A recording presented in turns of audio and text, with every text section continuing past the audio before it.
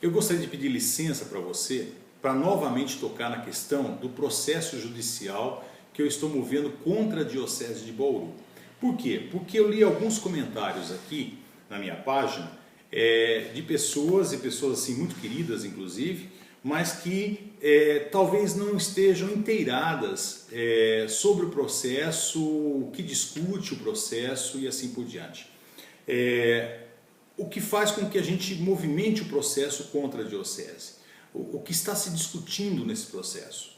Veja bem, nós não estamos discutindo dogmas da igreja, regras morais que a igreja tem, de forma nenhuma. A igreja tem as suas regras, tem as suas normas, tem os seus dogmas, isso tem que ser discutido dentro da igreja. Mas o que nós estamos discutindo? Nós estamos discutindo a forma como eu fui excomungado e não o porquê eu fui excomungado. Então nós recorremos à justiça comum, por quê? Porque a forma como eu fui excomungado desrespeitou várias normas do ordenamento jurídico nacional. Ou seja, desrespeitou várias normas que devem proteger a qualquer cidadão. E isso é uma questão de justiça comum, não é uma questão de direito canônico ou não é uma questão da igreja simplesmente. Mas é uma questão do cidadão que deve ser respeitado. Ora, como eu fui excomungado? Eu cheguei à Cúria Diocesana para apresentar a minha carta de afastamento. O bispo me dirigiu a uma sala, eu não sabia para onde eu estava indo. De repente eu encontro nessa sala um tribunal formado. Eu não sabia que era um tribunal, até que eu sentei na cadeira e o juiz instrutor, que eu não sabia que era um juiz instrutor, começou a abrir a sessão de excomunhão. Foi aí então que eu me levantei da cadeira e me recusei a permanecer no local. Não é? Ainda disse para o juiz que eu não tinha trazido o meu advogado, e o juiz me disse que eu não tinha direito de ter um advogado ali, porque ali era um espaço eclesiástico. Depois disso eu saí, me retirei da sala, e em questão de horas, a excomunhão foi declarada, publicada, e eu fui exposto publicamente. Enfim, a forma como a excomunhão se decorreu foi uma forma injusta, traiçoeira e covarde. Foi uma forma que me pegou de surpresa e eu não tive direito de defesa, direito ao contraditório. Não é? Isso vai contra um tratado que foi assinado em 2010 pelo Estado brasileiro e o Estado do Vaticano. O Estado do Vaticano e o Estado brasileiro, com Bento XVI e com Lula, eles assinaram um tratado e, segundo esse tratado, a igreja não pode agir no território brasileiro, ou ela não pode ter nenhuma ação dentro do território brasileiro que vá contra o ordenamento jurídico nacional. E que foi o que aconteceu com a minha pessoa. A forma como foi feita a excomunhão é que foi contra aos direitos civis que eu tenho como pessoa humana. É isso que nós estamos discutindo. Então, o meu processo, ele não vai contra a laicidade do Estado. Pelo contrário, eu sou a favor do Estado laico. Por exemplo, o Wanderson Silva, que é uma pessoa que eu gosto muito, aliás, um grande abraço ao Wanderson, eu acho que ele não está inteirado quando ele escreve que ele concorda com a sentença, do ponto de vista legal, o judiciário não tem que se meter mesmo. Não é? A instância a julgar esse recurso não deve ser, na minha opinião, ele coloca o juizado civil, mas sim o eclesiástico. Claro, o mérito deve ser discutido pelo eclesiástico, com certeza, mas a forma como ele foi feito, o processo de excomunhão, isso pode sim ser discutido, Wanderson, pelo Estado. Por quê? Porque feriu ao tratado que o Estado brasileiro e o Estado do Vaticano assinaram e concordaram. Então, aqui é a nossa discussão.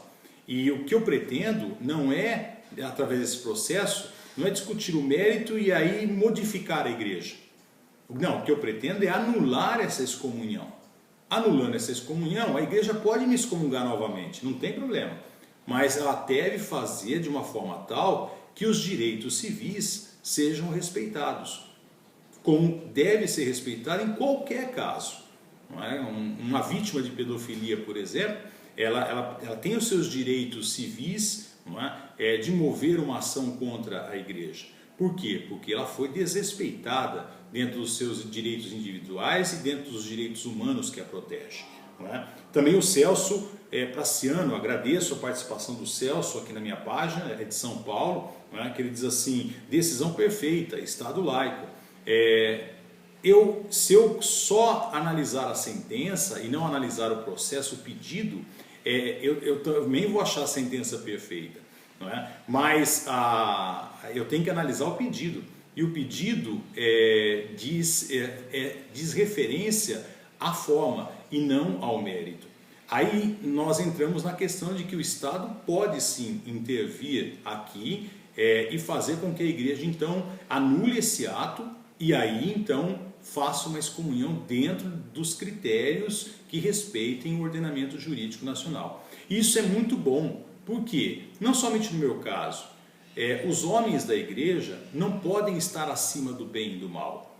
Eles não podem fazer com que uma pessoa, por exemplo, como eu, que serviu 15 anos à igreja, seja descartada assim numa manhã e sem direito à explicação, sem direito à defesa, sem direito a discutir as questões das quais eu fui acusado. Para você entender, eu não tive acesso aos autos, eu não sei o que escreveram nesses autos que dão início a esse processo.